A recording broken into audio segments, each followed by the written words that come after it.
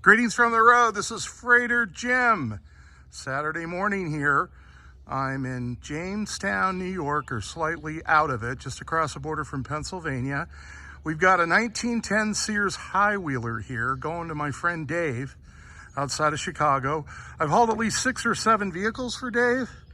Among those is a 1906 Cadillac, at least 2 other Sears High Wheelers, a couple of auto red bugs.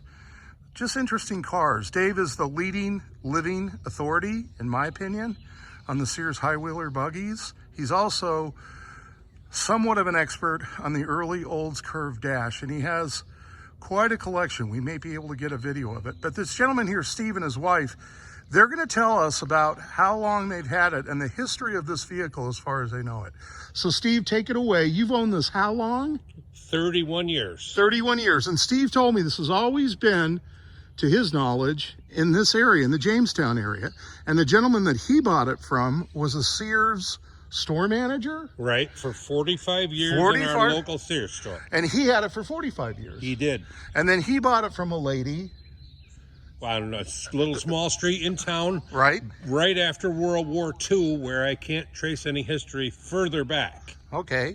So we're going to walk real slowly around here. This is largely original, unrestored condition. Steve had an Amish gentleman redo the hard rubber tires. The spokes, the wheels look to be original. Yes. Okay, let's take a look here on the front.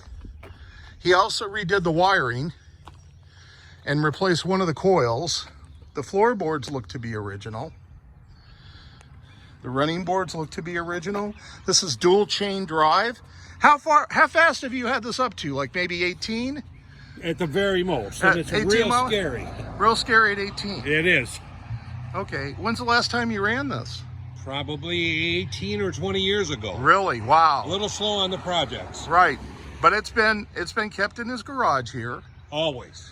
And here we've got the original top. We've got the original side curtains here. And even a trunk cover. He even has a trunk cover. Now right. that is unusual, the fabric cover. Right here. Right, that's very unusual. That's usually gone. And the frame. But he's got the frame and the cover. Here's the Sears logo on the back.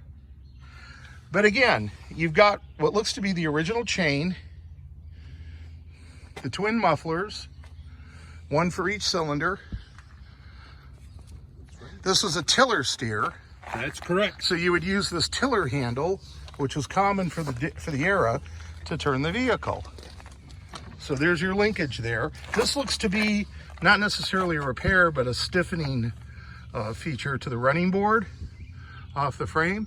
But when you get down to it, folks, this is what you look for original and restored. See those square head nuts? They've never been apart. Look at the springs.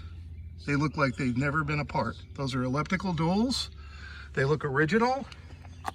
When you start looking at the little bits and pieces, like you should have straight slot head screws, because they didn't have Phillips back then. But look at all the fasteners.